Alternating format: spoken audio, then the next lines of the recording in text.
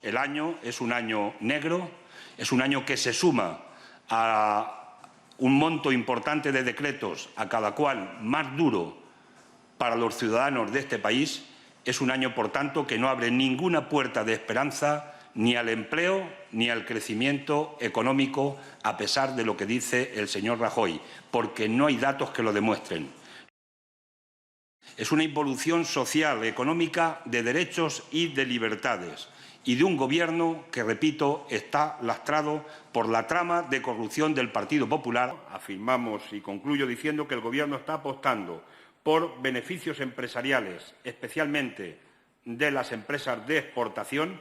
Estas sí consiguen, bajando los salarios, que tengan más competitividad desde el punto de vista de la exportación, pero está favoreciendo más estos intereses que los intereses generales del país, incluidos los intereses de mucha pequeña y mediana empresa en España, que está perdiendo mercado precisamente por la pérdida de poder adquisitivo de la mayoría social de nuestro país.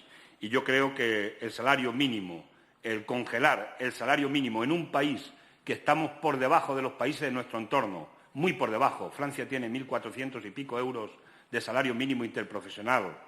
Es decir, Alemania lo ha incorporado ahora con 800 euros después del acuerdo. Que hay varios países que superan los 1.000 euros de salario mínimo interprofesional. Es inaudito que el Gobierno del PP, que por cierto criticó esto en la oposición, hoy vuelva a congelar el salario tan bajo de 645 euros salario mínimo interprofesional. Concluyo diciendo que cuando yo trabajaba directamente en el campo y teníamos gente que trabajaba con nosotros en fincas que alquilábamos, he echado marcha atrás a la memoria y he mirado los salarios que se pagaban en aquel tiempo. Estoy hablando de hace más de 20 años. Y, curiosamente, estábamos pagando lo que hoy es el salario mínimo interprofesional. Se pagaba a los trabajadores de hace ya 20 años trabajando en un medio agrario, con lo cual sobran más comentarios en lo que tiene que ver la relación de los salarios con los beneficios del capital en este tiempo. Por mi parte, nada más, y ya si queréis, pues comentarios, preguntas o como consideréis. Por cierto, yo también soy europeo y espero que cuando lleguen las elecciones europeas se vote por la gente que somos europeos.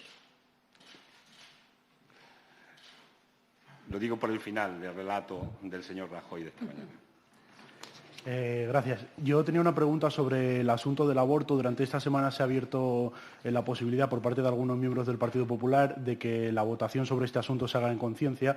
Me gustaría saber su opinión, si cree que el Partido Popular debería permitir a sus diputados que voten en conciencia en este asunto. Y sobre Cataluña, el presidente hoy parece que ha abierto una puerta al diálogo con el presidente de la Generalitat. ¿Cree usted que en este asunto el señor Mariano Rajoy ha estado a la altura de las circunstancias? Me gustaría una valoración sobre este asunto. Gracias. Bueno, sobre la primera parte, me parece que hablar del aborto sí hablamos de un problema de conciencia. Y, por tanto, se dan las condiciones para que en una situación de conciencia la gente pueda votar en conciencia, aunque a mí me gustaría que no hubiera que votar. Y digo eso porque la sociedad española ya tiene asumido perfectamente lo que era la concepción en este momento y la regulación que teníamos con el derecho al aborto en nuestro país. Parece que el señor Gallardón, y quiero afirmar esto, me parece que se ajusta a la realidad de lo que está pasando, parece que es el nuevo Torquemada del siglo XXI.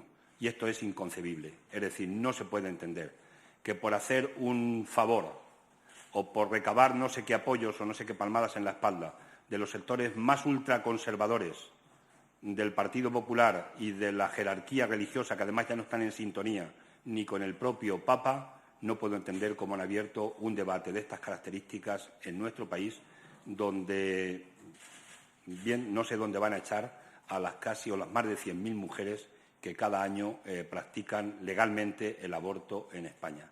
Quieren que se vayan a Inglaterra de nuevo las que puedan, quieren que lo hagan en malas condiciones, quieren que sean perseguidas, es decir, porque la realidad objetiva seguirá estando ahí, la cruda realidad, porque no ha funcionado, no se ha resuelto con una educación de fondo en los colegios, no se ha resuelto lo que es fundamental, que es la tarea preventiva de educación en la sexualidad a la gente en libertad. Eso todavía no se ha ganado, esa batalla importante que es la que hay que ganar, y, por tanto, no entendemos que vayan con medidas represoras en ese sentido. La segunda cuestión es que hay que hablar.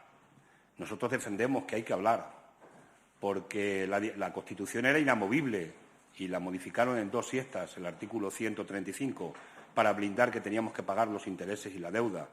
Y si hubiera que modificarla y modificar la legislación para poder regularizar una situación de consulta en Cataluña, ¿por qué miedo a la democracia en Cataluña? ¿Por qué ese miedo a no hablar? Nosotros estamos comprometidos, nos hemos comprometido con nuestra fuerza política en Cataluña y con Iniciativa per Catalunya, nos hemos comprometido a defender en el Parlamento la legalización de una consulta en Cataluña. No hay que tener miedo a eso, pero a continuación afirmamos que nosotros vamos a defender el Estado federal, solidario y republicano y que además no somos independentistas y que nosotros no vamos a hacer campaña en Cataluña por la independencia en Cataluña, pero legítimamente quien la quiera plantear, que la plantee. Y probablemente lo mejor sería que tuviéramos la consulta para ya definitivamente saber cuántos de verdad quieren la independencia y cuántos quieren un modelo de Estado federal. Porque el encaje de Cataluña en España es bueno para Cataluña y es bueno para España. Y nosotros lo vamos a continuar defendiendo. Ahora, no nos podemos seguir, y el Gobierno no puede seguir atrincherándose en un statu quo actual donde está habiendo cada vez más demandas de parte de los ciudadanos de este país de que quieren que se avance en el camino de mayor autogobierno. Pero, repito, mayor autogobierno no significa, desde nuestro punto de vista, que no tengamos que seguir defendiendo y manteniendo un Estado federal que sea garante de derechos en cualquier parte de los territorios del Estado. El modelo, concluyo, el nuestro en este caso, lo vamos a definir finalmente el día 24 de enero o probablemente el 30 o el 31, si lo aplazamos una semana, en la conferencia que a tal efecto vamos a tener en Izquierda Unida.